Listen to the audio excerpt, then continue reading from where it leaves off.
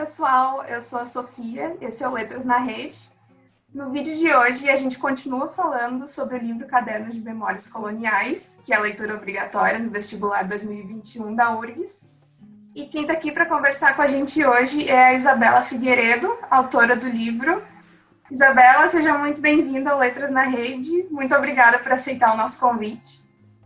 Muito obrigada pelo vosso convite. Sinto-me muito honrada por poder estar convosco e com os vossos alunos. O prazer é nosso. Então, vamos começar do começo, né? Que é o próprio título do livro. E a gente logo vê que vai ser um livro de memórias, né? O Caderno de Memórias Coloniais, que você vai falar do tempo que você viveu em Moçambique. E eu queria te perguntar como é que foi esse processo de revisitar essas lembranças para poder passar elas para o papel no momento de escrever o livro. Essa revisitação da memória do passado aconteceu após a morte do meu pai. O meu pai morreu no início do ano 2000, em 2001, e eu comecei. A morte do meu pai foi muito importante no despoletar do processo de escrita do livro, porque este livro é uma. Eu considerei e considero ainda que é um livro de traição ao pai e de reconciliação com o pai. É as duas coisas juntas. Mas o facto de ele ser uma traição ao pai fez com que eu não conseguisse moralmente escrever este livro enquanto o meu pai foi vivo. Então é a morte do meu pai, é após a morte do meu pai e após um conjunto de 4 anos de sessões de psicanálise que eu fiz sobre todo o meu processo de vivência colonial e de zanga com o meu pai, que este livro sai de dentro de mim, e sai de dentro de mim com muita força, muita raiva, muita paixão. Mas este livro, estas memórias, andaram trabalhando dentro de mim durante décadas. Eu nasci em Moçambique, na cidade de Maputo, que na altura se chamava Lourenço Marques, e vivi aí até aos 13 anos. E eu escrevi este livro aos 45. Aos 45. Portanto, você dá para perceber que este livro, estas histórias andaram dentro de mim, dentro da minha cabeça. Eu andei com elas guardadas dentro de pequenas caixinhas para não perder estas memórias. Eu sabia, eu tinha de escrever sobre isto. Então, este meu primeiro livro a sério, eu já tinha escrito outro livro, mas um pequeno livro. E este meu primeiro livro, a sério, nasce da urgência de contar essas memórias sobre o colonialismo, o racismo e a forma como o meu pai tinha sido um colonialista, um racista, e eu não lhe perdoava esse lado da sua personalidade. O meu pai não era um monstro, era uma pessoa até muito, muito, muito boa, muito bem-humorada, e bem formada moralmente, mas tinha esse lado que para mim era insuportável. E não era só o meu pai, era toda aquela realidade colonial, era insuportável para os meus olhos de criança, que é a criança é pano branco, é pano sem mancha, e tudo aquilo era manchado, sabe? Tudo aquilo tinha mancha e eu não compreendia. Então eu precisei de escrever sobre isso e o processo foi este. O processo foi, ao longo dos anos, o livro foi, a história foi amadurecendo na minha cabeça, a certeza de que queria escrever sobre este assunto foi amadurecendo na minha cabeça, e quando meu pai morreu e eu iniciei um processo de psicanálise, todas estas memórias se tornaram muito vivas e muito violentas e com uma grande necessidade de sair cá para fora, de sair para o mundo. E foi assim que começou tudo. E tu mencionou em como toda essa convivência com a violência colonial te afetou como criança, né? E a gente sabe que no Brasil, por muito tempo, por muitos séculos, a gente também sofreu isso, também por parte de Portugal. E eu queria saber se tu acha que essa experiência em comum entre Brasil e Moçambique em relação a essa presença portuguesa pode afetar o modo como os leitores brasileiros podem ler o teu livro. Olha, Sofia, eu lutei muito para que este livro fosse publicado no Brasil. Eu recusei editoras que me disseram: nós não vamos investir no Brasil, este livro não vai ter sucesso no Brasil, não tem interesse para o Brasil. E eu exigi que este livro fosse para o Brasil, porque eu sabia que este livro no Brasil tinha imensa pertinência. E eu ainda não tinha ido ao Brasil. A primeira vez que eu fui ao Brasil foi depois de publicar o livro. E quando eu cheguei ao Brasil, eu percebi que eu tinha razão. Porque a realidade no Brasil, a diferença de classes entre pessoas escuras, pobres, e pessoas brancas, ricas, aliás, isso é visível nas telenovelas brasileiras que nós consumimos muito aqui em Portugal, essa realidade está lá presente. Os mais escuros são criados, são classe baixa, vivem em casas pobres, têm menos dinheiro, e os que são louros e claros e bem vestidos e vivem em casas boas são os brancos, não é? Esta diferença de classes marcada lembrou-me muito a vida colonial em Lourenço Marques, Maputo. E quando eu fui ao Brasil, foi até quando eu fui ao Brasil, e a primeira cidade onde eu fui ao Brasil foi São Paulo. Eu fui primeiro a São Paulo e só depois fui ao Rio de Janeiro. E isto foi absolutamente visível para mim. Era igual. E sobretudo no Rio de Janeiro. Quando no Rio de Janeiro eu entrei na zona de Copacabana, Ipanema, e eu vi todas aquelas casas ricas e aqueles criados fardados com farda, todos escuros, a servir as casas, os condomínios fechados, as casas privadas que há no Rio de Janeiro, tem um portão, e no São Paulo também. Aqui em Portugal não é assim. No meu prédio não há segurança, não temos um portão a fechar, como aí no Brasil, isso não existe. Quando eu vi toda essa realidade, lembrei-me imediatamente de Moçambique e da minha infância. Era exatamente como a minha infância. Eu acho que o Brasil ainda vive uma realidade colonial. O Brasil ainda vive em tempos coloniais. Ainda não. Essa realidade é presente no Brasil hoje, como foi na minha infância.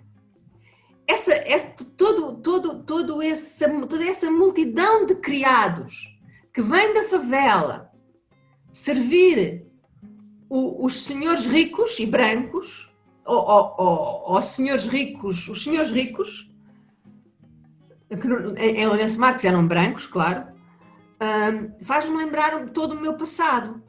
E, portanto, eu acho que este livro é muito compreendido pelos brasileiros. Os brasileiros que leem isto, que leem o Caderno de Memórias Coloniais, percebem de forma muito evidente que o Brasil ainda vive num processo colonial que é informal. Informal porque a lei não o contempla, não é? Ele não está contemplado na lei. O Brasil é um país independente e supostamente descolonizado. Mas há colonialismo e racismo associados. E pobreza. Colonialismo, racismo, pobreza, miséria, dificuldade de acesso à educação, que causa cada vez mais pobreza, mais miséria, mais racismo e mais colonialismo. Então, eu penso que este livro foi escrito, se há no mundo um povo que fale português e que possa compreender este livro bem são os brasileiros. Mais até do que os portugueses, que não querem, não querem falar neste assunto. Esta realidade não é fácil para os portugueses. Eles foram os colonizadores, não é? Então, mas eu acho que os brasileiros sentem este livro com muita força no coração. É interessante isso que tu falou, de como tu lutou para que esse livro fosse publicado aqui, né? Que não foi tão fácil. Então, é uma grande coisa que ele tenha sido selecionado como uma das leituras obrigatórias para o vestibular de uma das maiores universidades públicas do Brasil, né?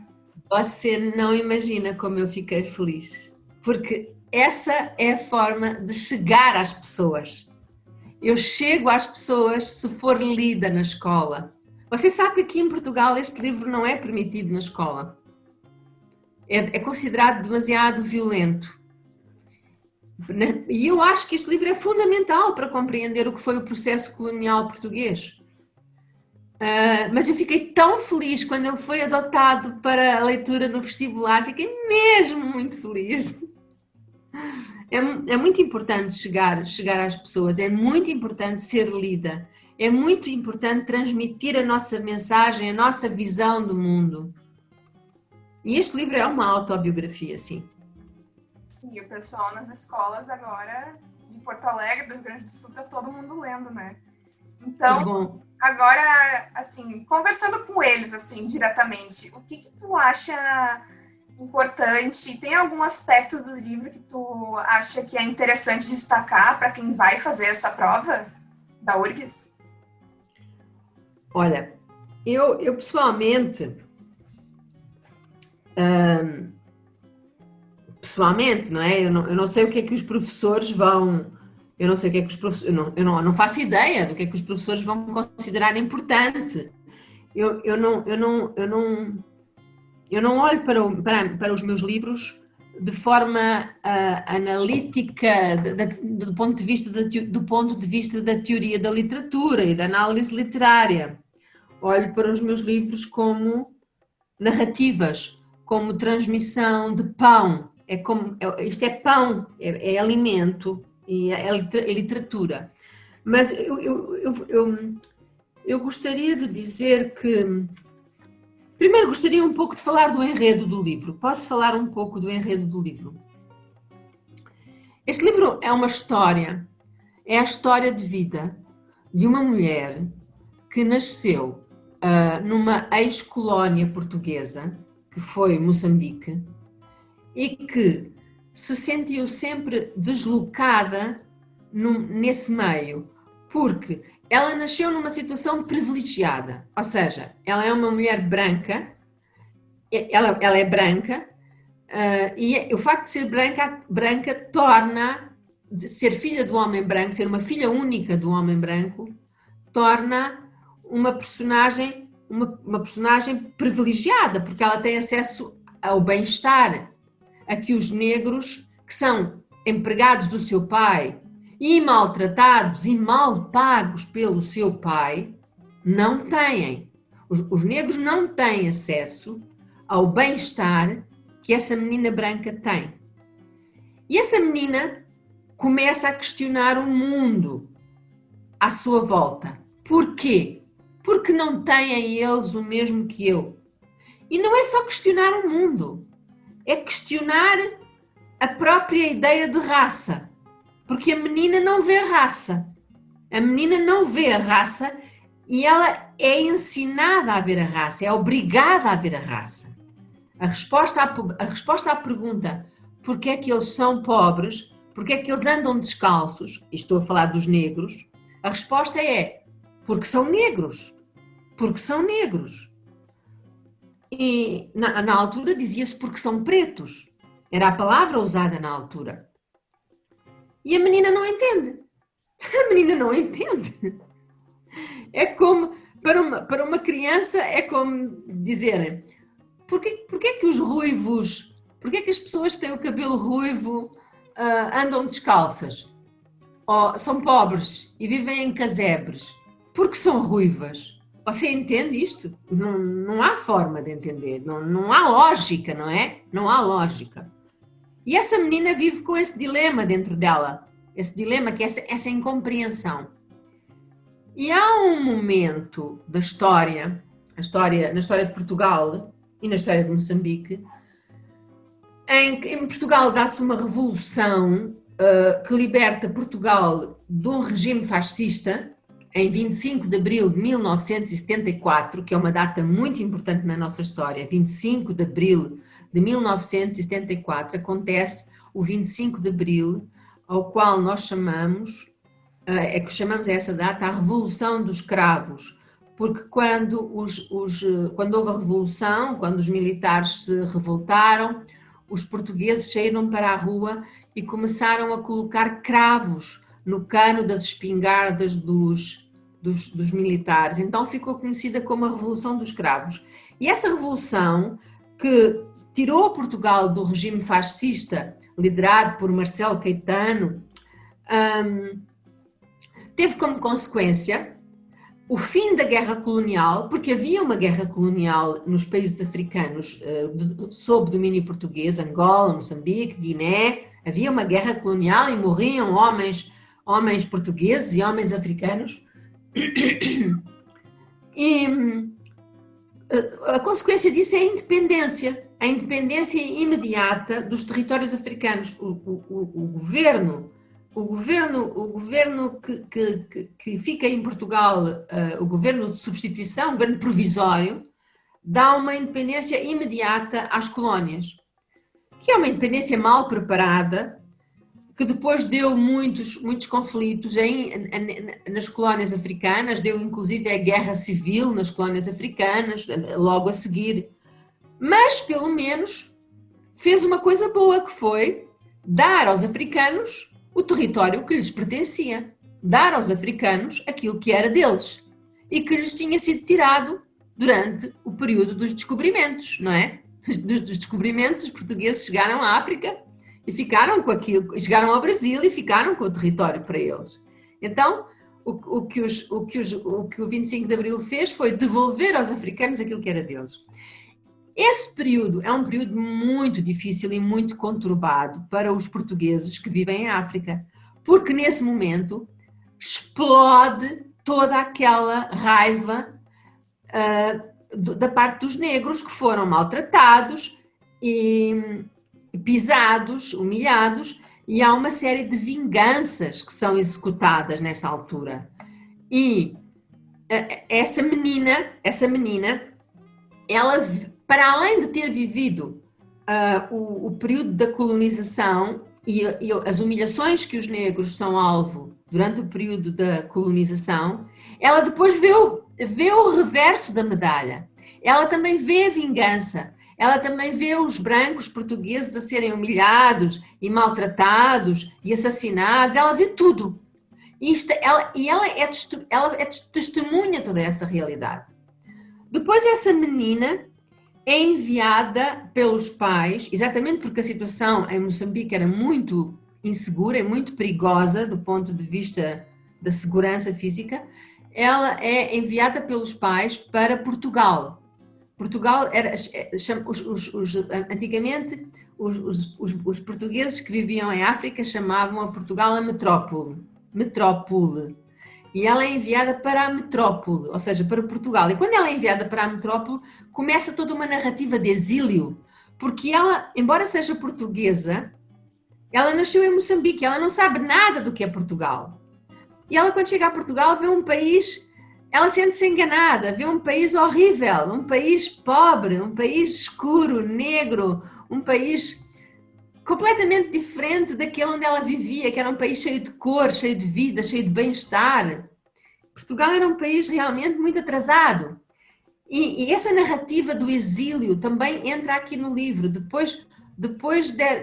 É um livro muito sobre perder, sobre a perda. E, por outro lado, ela é encarregada pelo pai de levar uma mensagem, de trazer para Portugal uma mensagem que é: nós, portugueses brancos, estamos a ser maltratados em Moçambique, estamos a ser assassinados e ninguém quer saber de nós.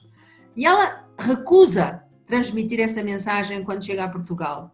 E ela recusa transmitir essa mensagem porque ela sabe que ela não é exatamente verdade. Que ela é verdade, mas que há uma justificação para o que está a acontecer em Moçambique. Ou seja, ela também viu os africanos serem maltratados e serem humilhados.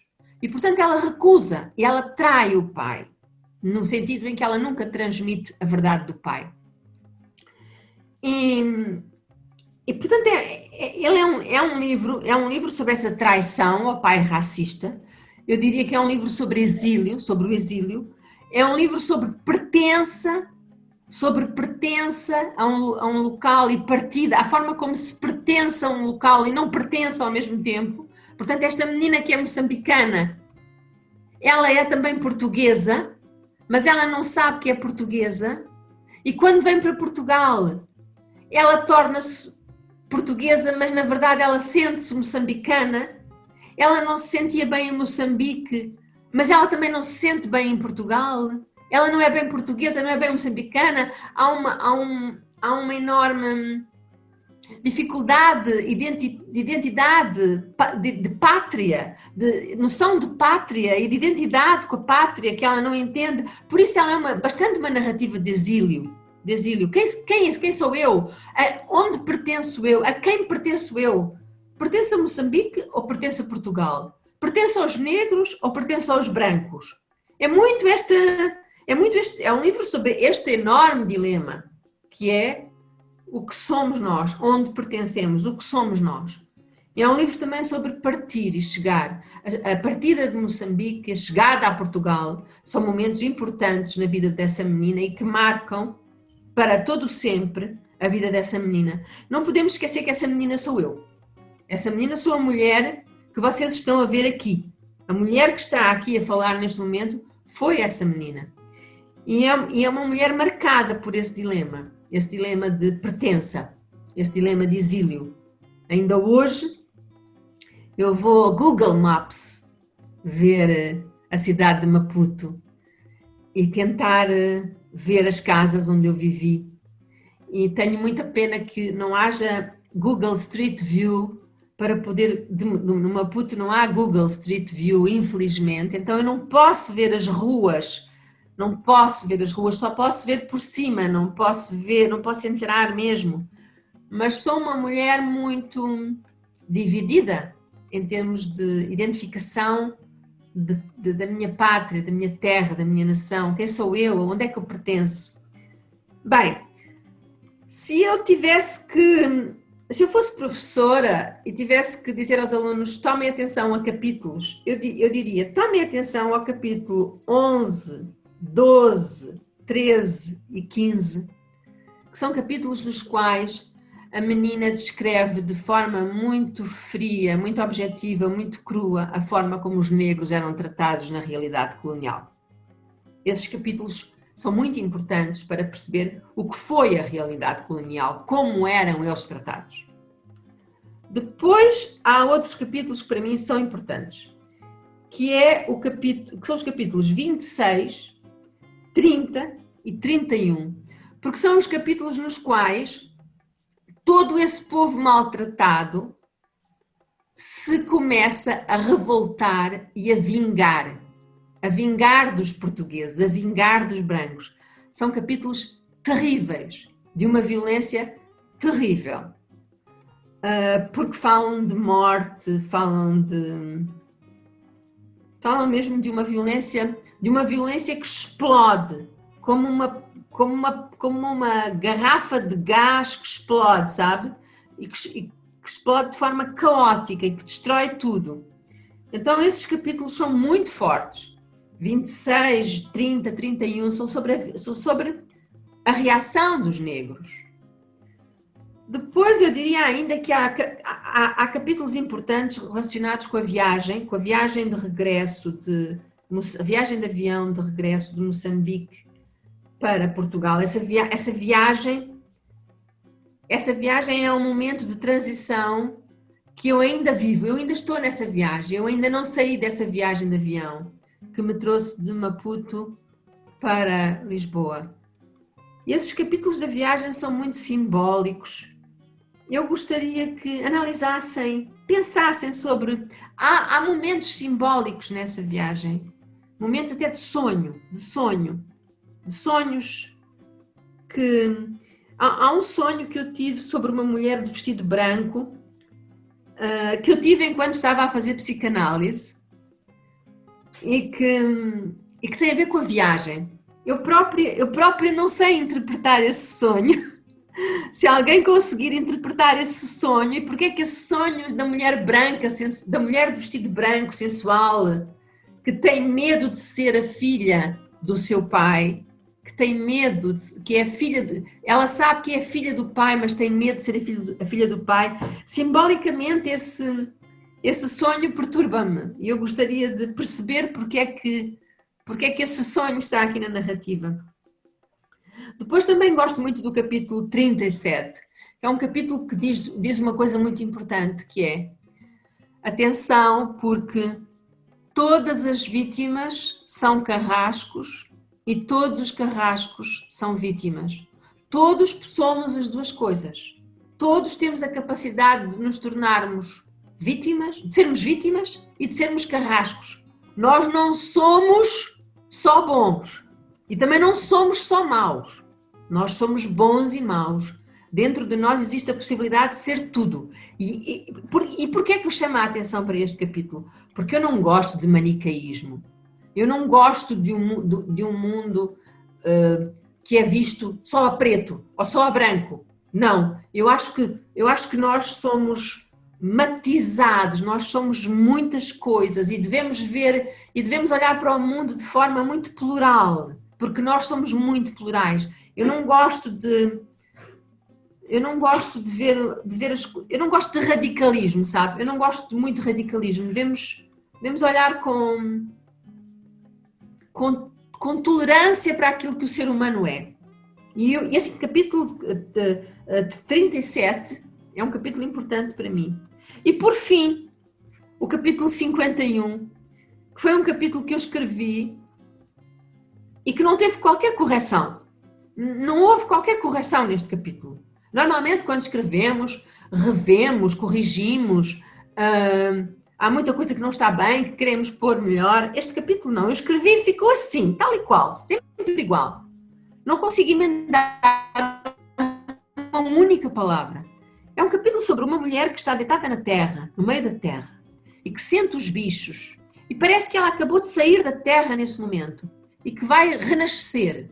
É um capítulo também muito simbólico. Ela tem de sair da terra, ela tem de começar a viver. Parece que ela, como um zombie, saiu debaixo da terra e tem de começar a viver. E como vai ser a vida dela agora? Como vai ser a vida dessa rapariga, dessa mulher? E o livro, na verdade, termina nesse capítulo. E eu gostava de dizer que este capítulo, para mim, estas perguntas para mim são muito importantes. Este é o final do livro. A que casa regressarás? Eu vou ler o final, as últimas linhas. A que casa regressarás? Quanto tempo permanecerás sobre a cova onde o teu passado apodrece? Não devias pisar a tua campa. Para onde vais? Para onde vais agora? Sabe? Eu faço estas perguntas a mim ainda hoje. Quanto tempo permanecerei sobre a cova onde o meu passado apodrece? Para onde é que eu vou? Para onde é que eu vou agora? E este capítulo sobre a terra, sobre a noite, caiu a noite, ela está na terra e ela tem de... Os animais estão ali, são da laia dela e ela tem de continuar a vida e não sabe para onde vai. Este capítulo para mim é muito importante, é mesmo muito importante. Eu diria que os alunos, se eu fosse professora destes alunos, eu diria: atentem nestes capítulos, eles são especialmente importantes, para mim são especialmente importantes. Desculpe falar tanto. Está ótimo. A gente vê como fica evidente a importância de sempre revisitando esse passado, né, colonial, até para perceber que não é tão passado assim como a gente pensa, né? Só porque está longe do tempo não quer dizer que já acabou, deixou suas marcas na sociedade, nas nossas subjetividades, né? Então... Mas o tempo mudou. Atenção, o tempo mudou. O tempo colonial era um tempo em que o colonizado não tinha poder para falar, não tinha poder para se manifestar, não tinha poder para opinar. Eu quero dizer que esse tempo mudou. E nós agora já podemos, neste momento, as pessoas que se sentem vítimas de colonialismo têm liberdade de expressão. Podem falar, podem opinar, podem manifestar-se, podem ir à escola e estudar. Isto é importante. Ir à escola, estudar, formar-se, opinar, fazer parte da sociedade, votar. Porque isto hoje existe. Quando eu era criança, não. Quando eu era criança, isso não existia. É importante estar atento, é importante lutar pela dignidade. A dignidade é tão importante, não deixar a dignidade ser machucada nunca. Esse é um recado. É um recado, sim. Então tá, pessoal, espero que vocês tenham gostado do vídeo. Podem deixar qualquer dúvida nos comentários. Isabela, novamente, muito obrigada por aceitar o nosso convite. Foi ótima conversa. Tenho certeza que o pessoal vai ser muito proveitoso para quem vai fazer a prova da URGS. Então, novamente, obrigada. Eu agradeço muito. Desejo a todos vocês uma boa leitura. Preparem-se. É um livro forte, doloroso, mas é uma leitura que vale a pena. Eu, honestamente, mesmo que este livro não fosse meu, eu diria que ele vale a pena. Obrigada a todos, obrigada.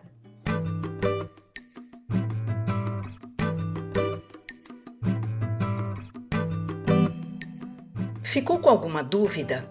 Você pode deixar suas perguntas aqui nos comentários deste vídeo ou interagir com a gente nas nossas redes sociais. Todas as terças e sextas trazemos novos conteúdos sobre as leituras obrigatórias do vestibular da URGS 2021. Quer ficar por dentro de tudo? Aproveita e segue a gente. Você nos encontra em todas as mídias pelo @letrasnarede. Até mais!